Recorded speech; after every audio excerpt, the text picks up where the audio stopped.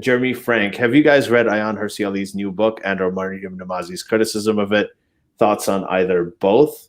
I gave up on anything Ayaan Hirsi Ali related, to be honest. Ever since I read her last book. Ayaan Hirsi Ali doesn't understand Islam. The only thing I like I support Ayaan Hirsi Ali's fight against female genital mutilation. Go Ayaan on that. But she doesn't understand. She doesn't understand how anything about Islam.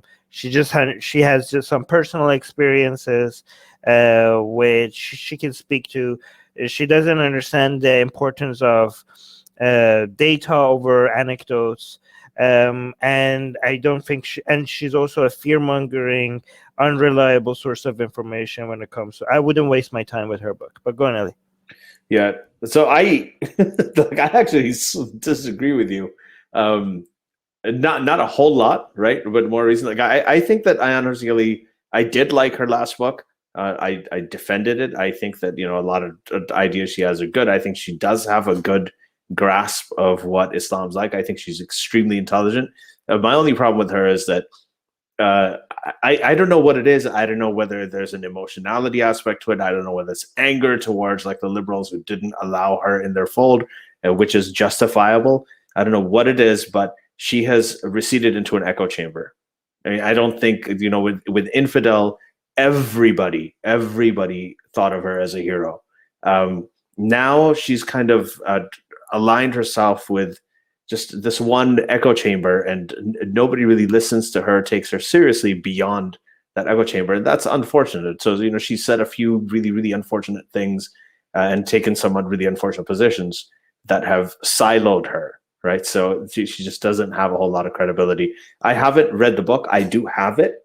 And we are going to have Mariam Namazi on next month, right, to talk about the new ex-Muslim women leaving Islam film, and also her review of Ayaan Hirsi Ali's book. I tend to agree with Mariam Namazi on this. I feel like there's a lot that you can do for when it comes to women in Islam, and I think just making the whole thing about immigration and the predatory behavior of one group of people against another, I think that it's overblown, as you said, anecdote over data. Her last book that you said you like, are you talking about Heretic? That was the worst one. No, I liked it. No, that was that was like it was so obvious to me that she has no idea what she's talking about. You were talking about the Reformation aspect, right? Yeah, I know. Yeah, no. There's the 5 suggestions she made about like anybody that understands even the basics of Islam could understand that she has no idea what she's talking about when it comes. She needs to study Islam before she criticizes it. Mm-hmm. I didn't look at that as like having Muslims adopt those 5 rules. I mean, which I know kind of what she was saying, but I thought of like, especially the thing that she talked about, infallibility. I think if we normalize the idea overall, that infallibility is a type of. Anyway, Ali, if you want to say that, then I have to respond to that, and I could go on for hours telling you why that book was ridiculous. Okay, but let's go on. Let's move on. Okay. Wait, hold on. Susanna had a good question. Oh, here. Susanna's saying, what do you think of the memes about Democrats diversity bombing Syria? I haven't seen it, but what is this? Do you know about these memes? What are they? Something like this, I think. Diversity. Oh, so hold on. Let me figure this out. So this is Republicans. There's a plane here. And Republicans just have a nice clean plane with no labels on it, and it's dropping bombs on Syria.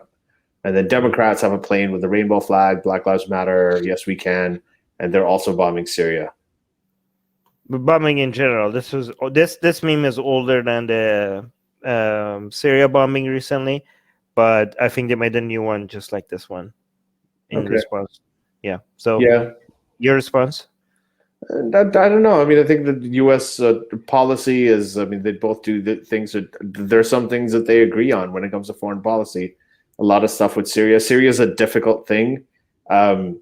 It's just it depends. Like, there's some people who are pacifists, right? Some people say you should never bomb anyone ever, never fight, never do any wars. There's no such thing as a just war ever, ever, ever. And if you're that kind of person, you're not going to appreciate anything. But over here, I've talked about being in support of drone strikes because they're more surgical and just more accurate than any other form of warfare, and they're necessary. If you have to do this to get rid of, if there's a few people that are going to die to prevent the deaths of like thousands of others, then you got to make a choice between bad and worse. Now, when you're writing an op-ed, you can have a very strong moral position against this.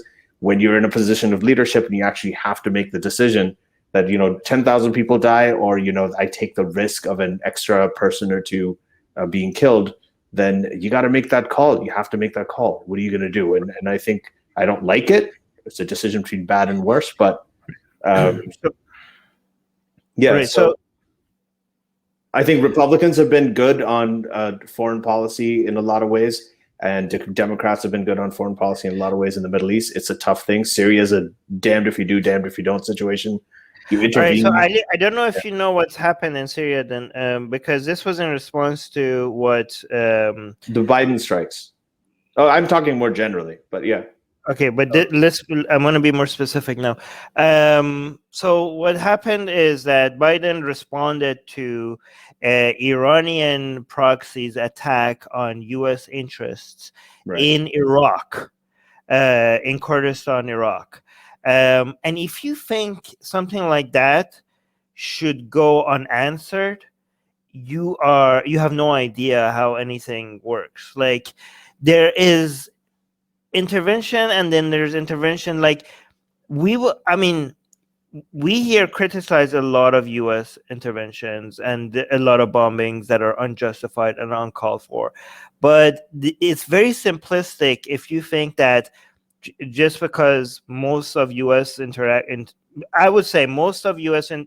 ever since World War II, most of U.S. intervention could be criticized in so many different ways, and a lot of them are genuine, like war crimes by United States. But the response to that is not like, okay, that means no intervention. Okay, no intervention is a simplistic and ridiculous response. It's easy to take that position given how bad, how vile and disgusting United States war crimes has been around the world. Okay, it's easy to take that position to say, like, think black and white, but like, given how many war crimes the United States has committed around, that means that no military, no intervention, nothing. Okay, you wouldn't have that view. Like, the idea of never again, don't sit behind when people are committing, like, what do you want? What do you think is the responsibility of the international community when war crimes are being committed by other nations? Do you think they should just sit back? There are wrong ways to respond to this, but there are also right ways to respond to this. There are right ways, like with the international community, as not just one country going it, but you also have to defend yourself. You also have to. It's ridiculous for you to think that a country like Iran took an action against your interests, your citizens. Your citizens were injured in an attack by Iran, and you think the United States government should just be like, "Oh yeah, we're not going to respond to that." Like, that is ridiculous. By the way, I'm not disagreeing with this meme. Okay, I'm pretty sure Democrats are going to do some things that will make this meme very relevant at that point. Right? The Democrats will do things that makes this meme relevant, and I'm going to be like, yep, this is what this meme is happening right now. The bombing in Syria is not that. The bombing in Syria was a very mild reaction to an attack by Iranian proxies against United States citizens. What's this meme saying, though? What's the point? Oh, this meme is saying that Republicans and Democrats are the same. Democrats are basically just do virtue signaling while they commit the same human rights violations outside of their borders. You claim to care about black and brown people while you kill black and, like with Republicans, they kill black and brown people, but Democrats, they kill black and brown people while pretending like Black Lives Matter, and they do virtue signaling. Like virtual signaling is everywhere. I mean, Republicans are always talking about pro-life this and pro-life that, and Jesus, and it's just everybody's virtue signaling. Anyway, let's move on. Hey guys, if you want to join these streams live, get your comments and questions read by Ali and Armin and the guests, and most importantly, to get full access to the full video versions of all these episodes, become a patron. Link in the description below.